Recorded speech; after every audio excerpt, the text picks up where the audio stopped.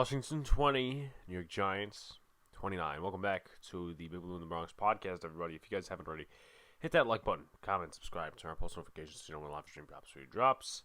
If you're on Podbean, Spotify, those other platforms, please follow the podcast and keep up with us. I apologize for not being on here as much, or at least within the last few days. I was going to do a podcast on Friday, but time limits. I had to record the vlog. We went to Yankee Stadium. But anyway, I'm back on here now. And I might as well get like the whole approach of the league and the way the league played and the way our rivals played this week, rather than just record it on Sunday and be like, oh, well, I don't know what the Eagles are going to do. I don't know what the Cowboys are going to do, you know? Man, it sucks that I'm feeling the pain. Was it like 5 days later? Something like that, maybe not. I don't know. I think it's like 4 or 5 days later. I don't know. I'm not going to count right now, but this is a game the Giants should have had, but they didn't deserve to win. And I hate to say it, but it's facts. Bad teams find ways to lose. And right now, the Giants are a bad football team.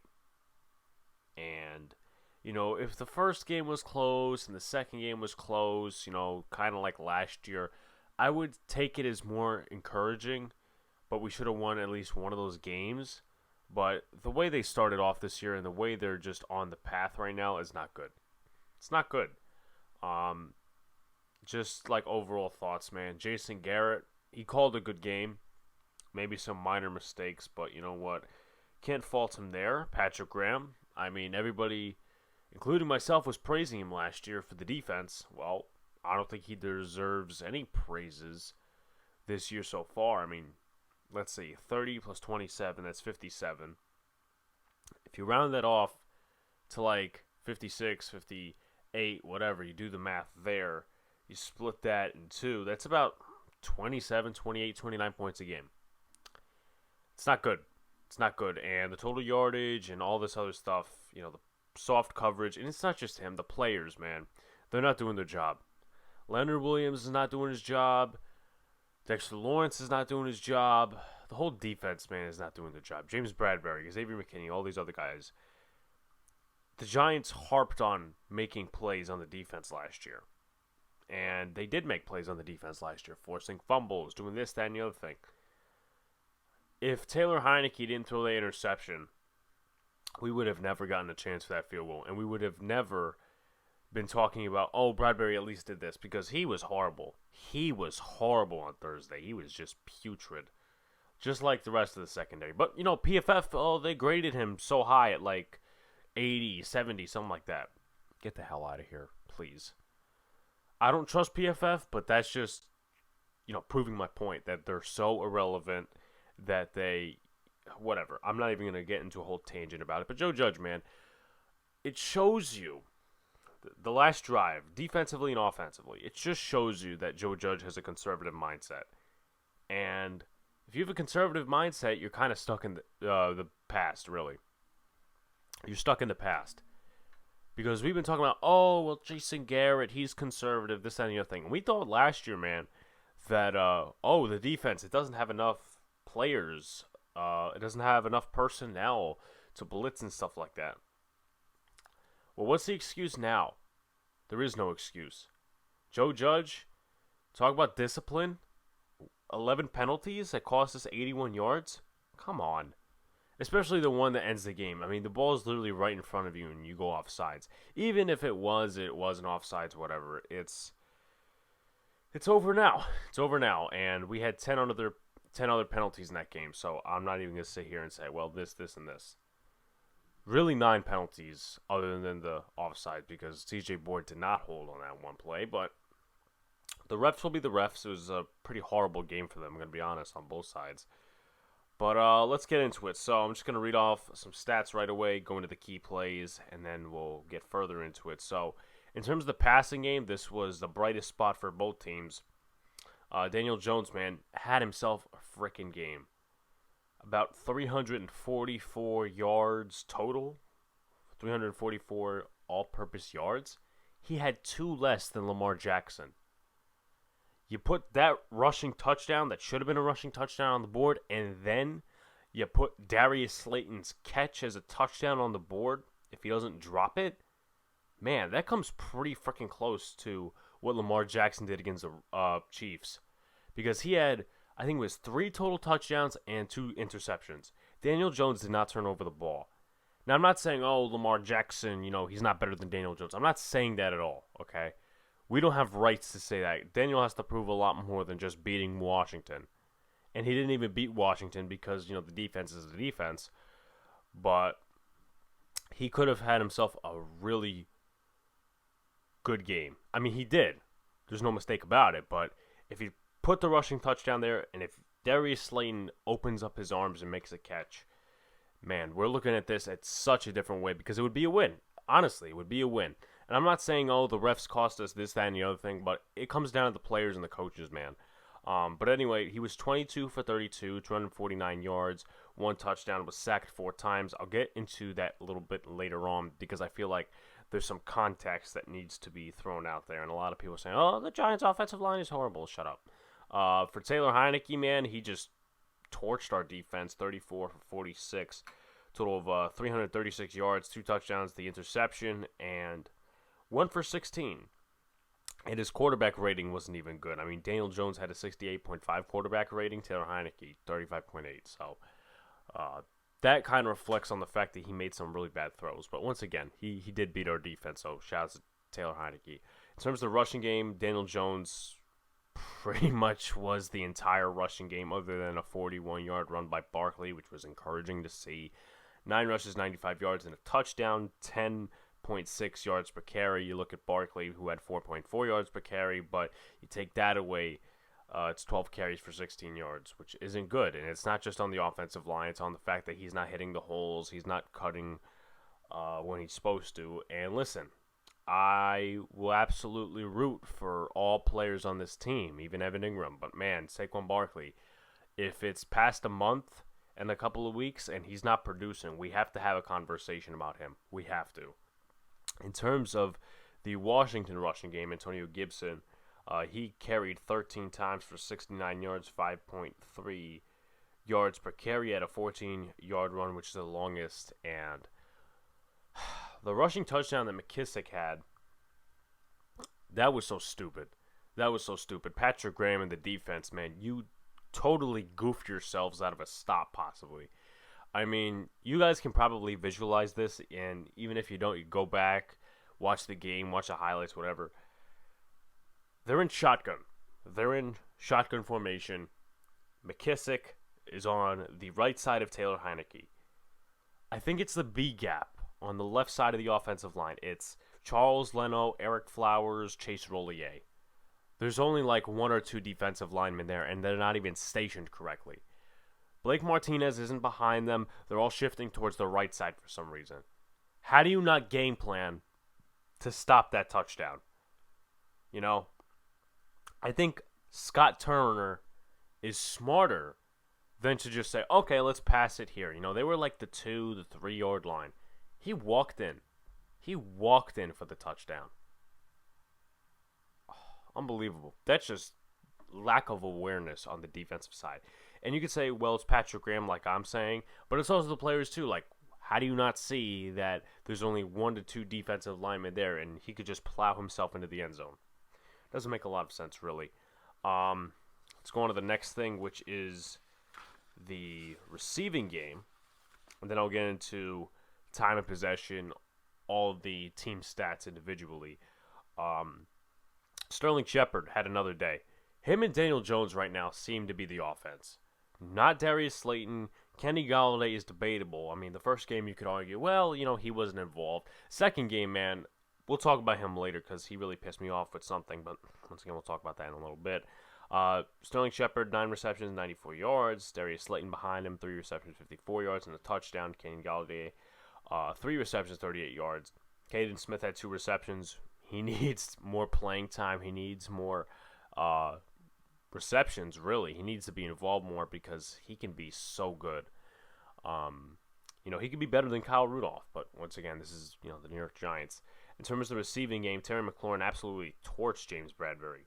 11 receptions, 107 yards, 1 touchdown. J.D. McKissic had 83 receiving yards. That's bad. And everybody's going to go back and compare to the Eagle game on Thursday Night Football. Well, everybody's talking about the drop, the field goal, and these other things, right? The one thing that I think they're forgetting is the big play downfield. J.D. McKissic totally beat Tay Crowder, and he just went downfield almost all the way, and they stopped him. But with that being said, you compare that to the Eagle game, John Hightower just beat Ryan Lewis downfield. So, I don't get I just don't get how it could be so similar to the Thursday night game last year. But we're not gonna discuss any more comparisons, I guess. Logan Thomas, he had 5 receptions for 45 yards. Adam Humphries 7 for 44, and also Ricky Seals-Jones. He absolutely mossed Dory Jackson for a touchdown. Great throw, great catch for them. In terms of individual stats, in terms of team stats like that, in terms of first downs, they had 25. The Giants had 21. In terms of passing first downs, Giants had 10. Washington had 13. In terms of rushing, we had 7. They had 8. In terms of total plays, they ran 5 more plays. They ran 69. We ran 64. In terms of total yards, we had 391. They had 407. We both ran 11 drives. Giants slightly 0.2 yards was the difference. They had 0.2 yards more per play than Washington, 6.1 to 5.9. In terms of passing, already explained it. The Giants, allowed 4 sacks for 21 yards. Only 16, I think it was a 16-yard loss on the Azeez Ojulari sack, so shots to him there. Giants had 163 yards on the ground. They had 87. Giants had 5.8 yards per carry. They had 4 yards per carry. In terms of penalties, 11 for 81 yards. They had 9 for 80, so it was very close. In terms of the red zone, they were 3 for 4. In terms of the Giants' red zone, they were 1 for 3. In terms of turnovers, they had the 1 interception. And the Giants led time of possession, but didn't win the game, 31-44 to 28-16. Now let's talk about the key plays, key moments, key events. Daniel Jones' first rushing touchdown. Love the design run.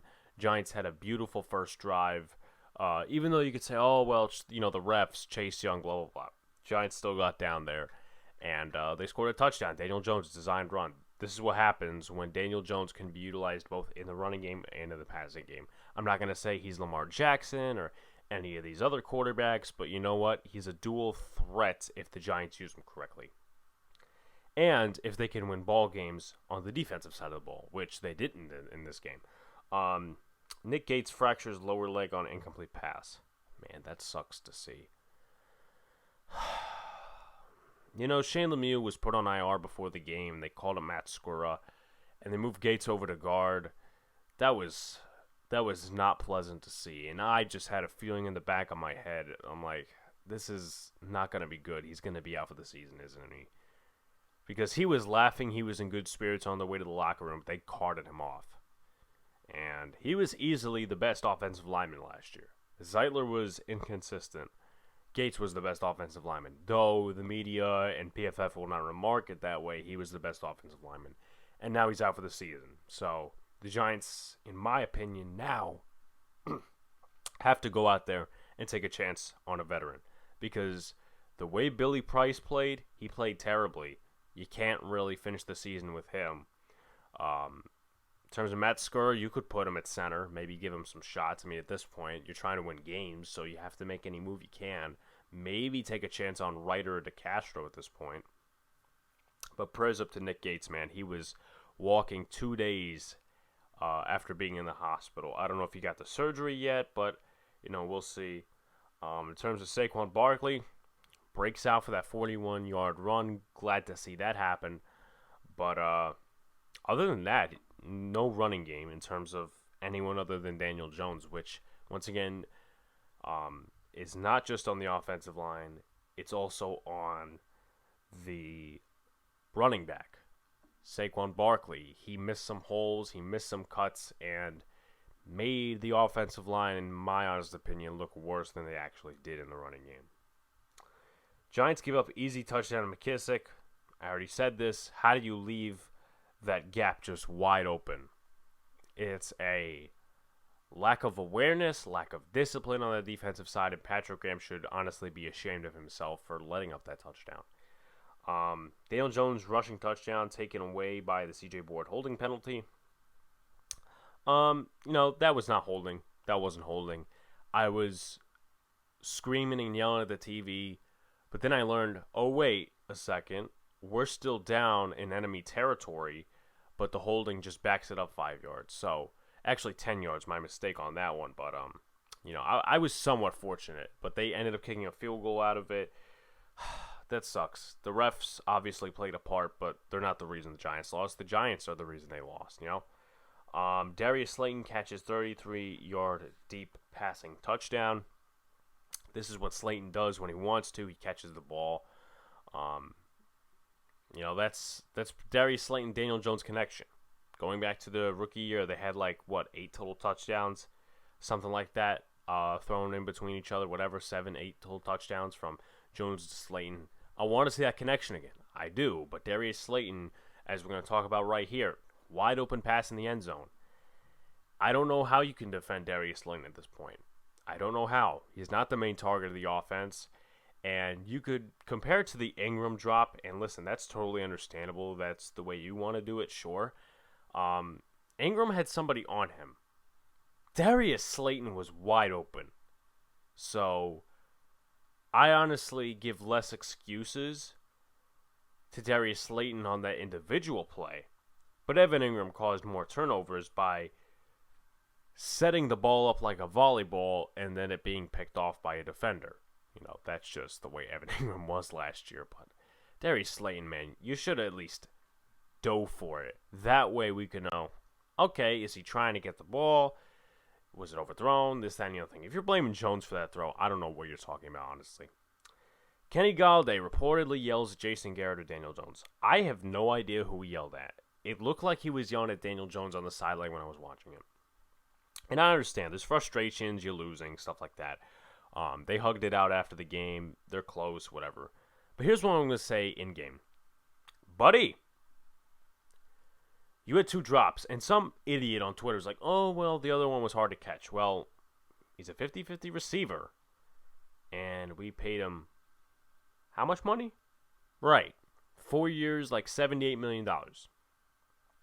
So he better be making those catches. He better be making those catches. And then him yelling at Daniel Jones or Jason Garrett. Jason Garrett, obviously, going back to last game, they didn't involve him, till late in the game, garbage time, whatever. But Daniel Jones outperformed Kenny Galladay. And I know you can't compare quarterback to wide receiver, but just the way they played, Jones outperformed Kenny Galladay. He dropped 2 passes. Sucks to suck sometimes. And I'm not saying, Kenny Galladay's a diva, this, any other thing, but let's not turn this into Antonio Brown and Ben Roethlisberger and Juju and all these other guys that were in that locker room bullshit fest back in 2018 with the Pittsburgh Steelers.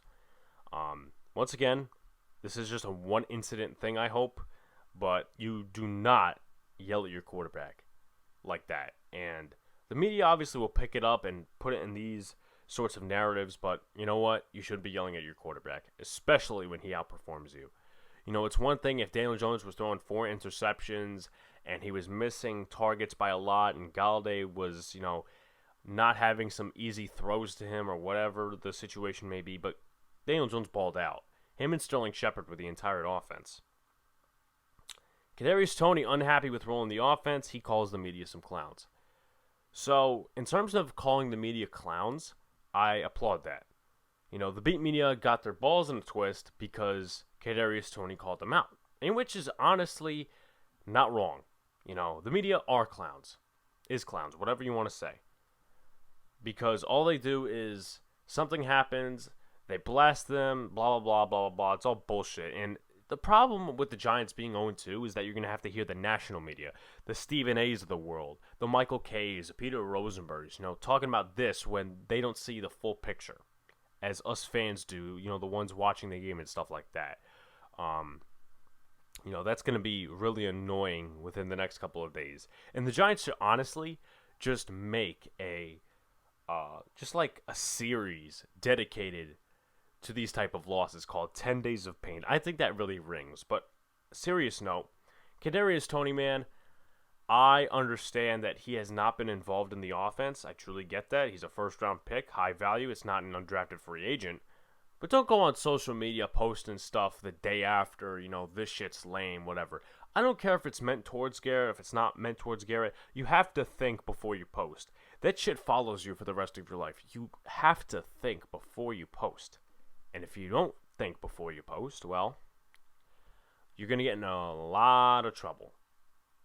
And Joe Judge, the disciplinarian himself, will probably not like that. And I guess at that point, I don't blame him. Because if you have frustration, you talk to Jason Garrett, you talk to Joe Judge, and apparently Toney and Judge had a few words, but, we'll see what happens. We'll see what happens. I'm not going to sit here and say this, and this.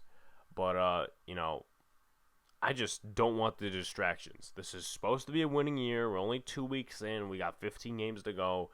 It's not panic time just yet, but the Giants need to play better, and they don't need distractions like Galladay yelling at Jason Garrett or Daniel Jones or Kadarius Toney going out there and just saying, oh, this shit's lame. In terms of the penalties, let's talk about them. Not too much of a bad thing. Well, not too much of an impactful thing for the Giants, I should say. The first penalty, which was Logan Ryan holding on special teams, it was either him or Jabril Peppers, but that backed the Giants up. Giants anyway scored on the drive. They could have gotten it done faster possibly if they had better field position, but special teams penalties can happen, especially if you have a special teams head coach. CJ Board, we talked about that. False start on Billy Price. He had a horrible game. He also had it was either a holding penalty or a false start penalty or something like that. Can't happen. Cannot happen. I get it, first game at center, but he looked just horrible. He looked horrible. Let's be honest about that. James Bradbury, defensive pass interference. It was close. Obviously, you don't want to have that penalty, but he just got there about maybe a millisecond before the ball got there because he had the hand on, I think it was Logan Thomas's helmet or something like that, or whoever the intended receiver was, and they threw the flag. And I'm like, how is that a flag? But obviously I saw he had the hand on the helmet slightly before the ball got there. That can't happen. That can't happen. I get he was trying to be aggressive. Once again, can't happen. Billy Price, the other penalty I was talking about, ineligible receiver downfield. That was nearly intercepted. And people are saying it's not Jones's fault because Billy Price actually shoved Cole Holcomb back, which made Holcomb actually eligible to swat the pass. And wasn't good. I don't understand how you make that mistake of being more than 3 yards upfield, I think it is. I think that's the penalty. If you're more than 1 to 3 yards upfield on a passing down, that's going to be a penalty. If you're an offensive lineman, can't happen. Whether it's stupid or not stupid, we have to abide by it and say, well, that's a stupid penalty for Price to commit. It cost the Giants 5 yards. Holding on James Bradbury, he just yanked Terry McLaurin to the ground. It was 3rd and 7. I think the Giants got out of it, and it was like a 4th and 2. But James Bradbury, once again, yanked Terry McLaurin. It was a first down. Can't happen. Can't happen. And James Bradbury definitely does not look like himself. He looks like a 38-year-old James Bradbury. Can't happen. This set of penalties really pissed me off. Nate Solder, false start, offense number 76. I mean, he was literally just asking Daniel Jones 50% of the time what the hell they were doing on offense. It really annoyed me. He may have given up maybe like a 1 sack or a couple of pressures or whatever. He wasn't that noticeable from what I saw, but I also didn't like the fact that Matt Peart didn't play. But false start offense. The next play, 3rd and 10, I think it was, or 3rd and 15. No, it was 3rd and 10. False start offense number 78, Andrew Thomas. It's stupid that PFF factors in penalties to PFF grades. That's their narrative. That's their stuff. But Andrew Thomas, you can't do that. Cannot do that. That really pissed me off because 2 penalties in a row shows that your team is undisciplined. And, last year, is pretty much a shell of this year, or I should say reverse. This year is a shell of last year in terms of the discipline, because you saw the Giants very hardly get any penalties. We'll see. Lorenzo Carter offside. This was on the ensuing drive, much later in the quarter, after the Giants kicked the field goal. Basically, Washington going down there to win it. I think they got the first down anyway, but you can't step off sides. That's a D Ford-like penalty. It was 2nd and 1 offsides with 37 seconds to go. Can't happen. Dexter Lawrence offside. No, can't happen. I don't care if he wasn't offsides. There's a view showing that he was. There's a view showing that he wasn't. I don't know what the truth is. The NFL said that he was offsides. The officials made a correct call. But the Giants honestly did not deserve to win that game. They didn't. It was pretty much a shell or a comparison to that Tampa Bay game in 2019, where the defense was horrible, the offense was doing the best that they could, and, kind of compared to that game, because the Giants did not deserve to win that game. What's his face? Matt Gay missed the field goal. Hopkins missed the field goal, but offsides. Then he makes it, and then Washington wins it. That's that. Stock up, stock down. For stock up, Daniel Jones. Total of 344 all-purpose yards, only 2 short of Lamar Jackson. You can't complain about that, really.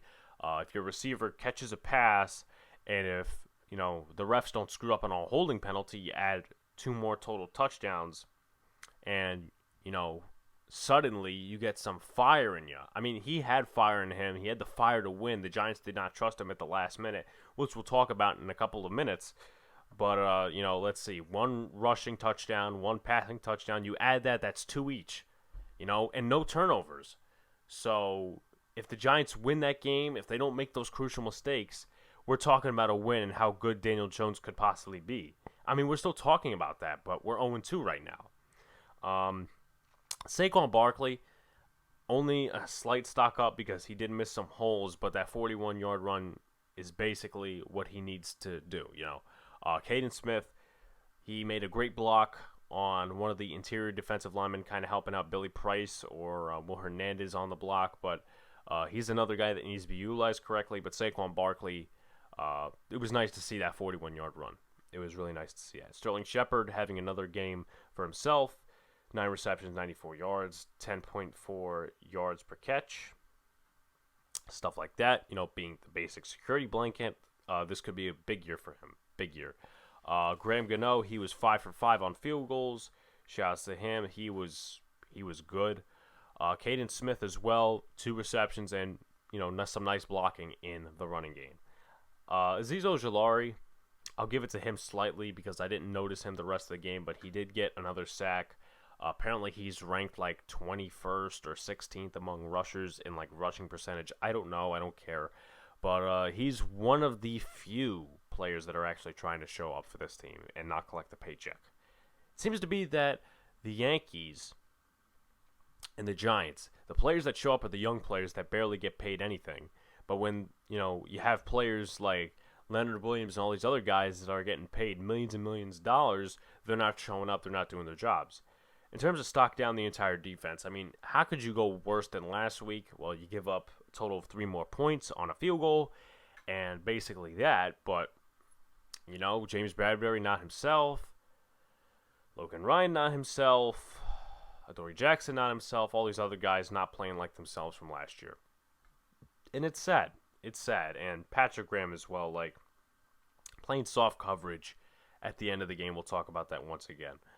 The O-line, I kind of want to put it on a stock up, but I also kind of want to put it on a stock down at the same time because the Giants faced a lot of pressure, especially Daniel Jones, with the fact that Nick Gates went out, Shane Lemieux was already out, they put Billy Price at center, they put Bredesen in left guard. The offensive line was making a lot of changes within the past few days, and they allowed 3 sacks in the first half. They allowed 1 in the second half, so I would say that's an improvement.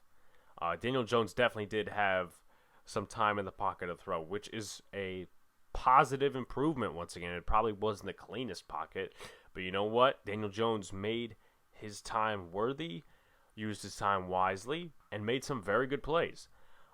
So Billy Price was probably the worst out of them. Second worst probably being Bradison, Solder, Thomas. Once again, was one of the better players on the offensive line. Maybe like 2 bad reps in the running game, 2 bad reps in the passing game. But once again, he's playing like the left tackle we want him to be.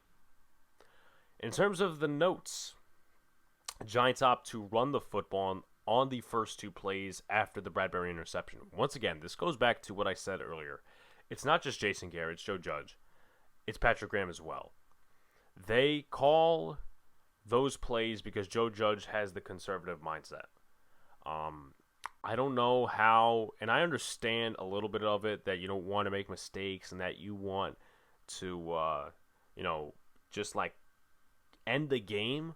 But the problem at that point was Washington had all 3 timeouts plus the 2-minute warning. That's basically 4 timeouts, if you will. The Giants needed a first down. And, there was one play where Saquon didn't hit a hole. But once again, Daniel Jones had a great game up to that point and still had a great game. Why are you not letting him win the game for you? Why does he not get another passing touchdown? Why does he not get another pass other than the fact that Sterling Shepard drops a pass, though it was behind him? Why doesn't he get that opportunity? He can show you at different points that he is the franchise quarterback. And I understand, in conservative moments, he will make mistakes with the fumbling issues and the interceptions. But you know what? We can't be caging him. We can't be holding him from making mistakes anymore. It just can't happen. And in these sorts of situations, you go back something I talked about a couple of minutes ago, kind of peeked at a little bit.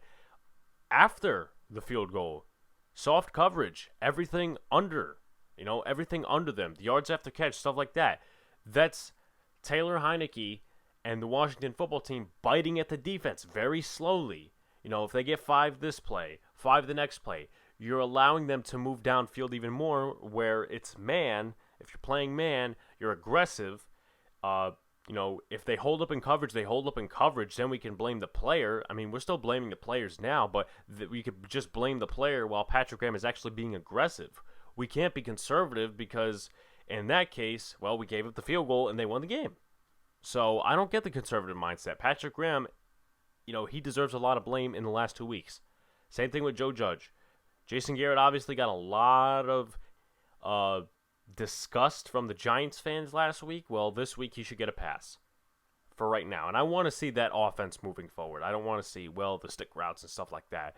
But, man, Garrett did have a good game plan. The players, or at least most of the players, Daniel Jones, Sterling Shepard, some of the other guys executed on offense. Multiple penalties, no discipline. Whose fault is it?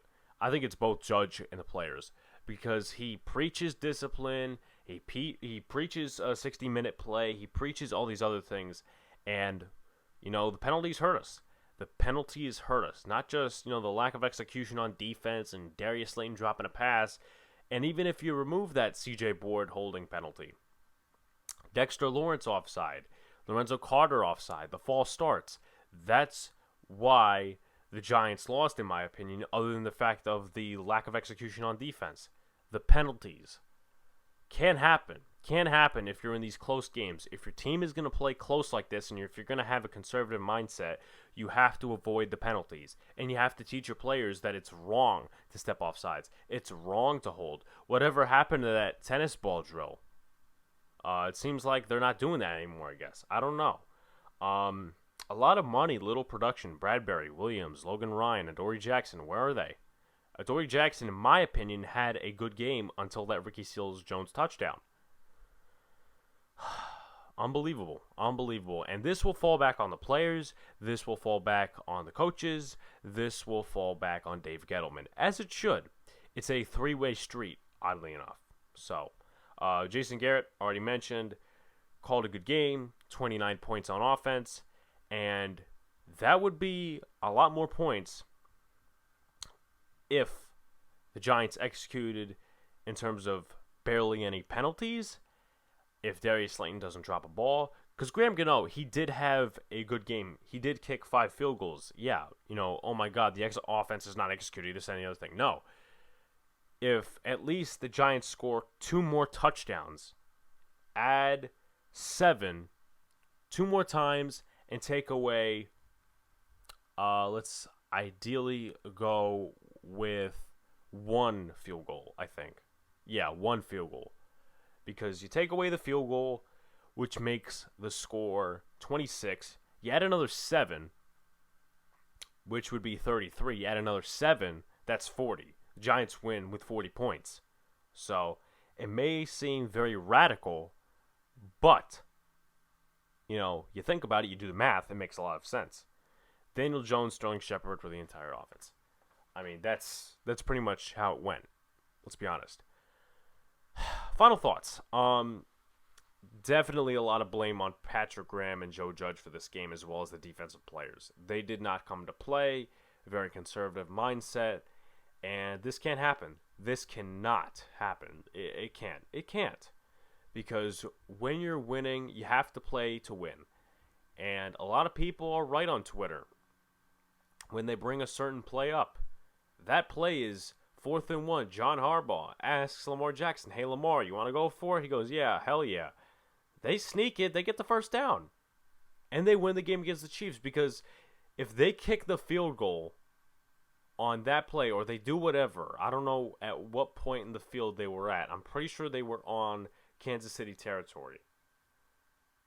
If they punt it or kick it or whatever they do, that's too much time for Patrick Mahomes to go downfield and score.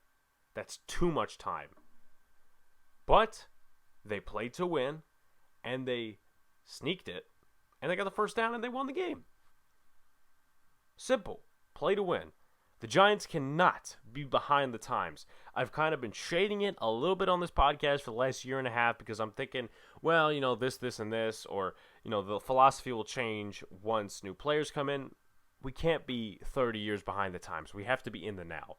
And the game is changing. The game is changing, and the Giants are in a time warp. But with that being said, it's 2 games. I'm not going to overreact a ton, but I definitely will react if this is the same shit we see next week. Because if we can't defend Matt Ryan, if we can't limit the yards after catch from Kyle Pitts and defend Calvin Ridley, it's going to be a long game for no reason. And we have to win it emotionally once again because of Eli, because Eli's getting his number retired. So that's it for me. If you haven't already, like, comment, subscribe, turn on post notifications so you know when live stream pop through drops. Follow the podcast, Spotify, Podbean, all those other platforms, available on Instagram and Twitter as well. I'm going to try to get some Yankees content cooking. Boys in Big Apple tonight, 8:10 p.m. Eastern Standard Time. Please join us. Peace out. See you later. Stay cool. Go Giants and go Yankees.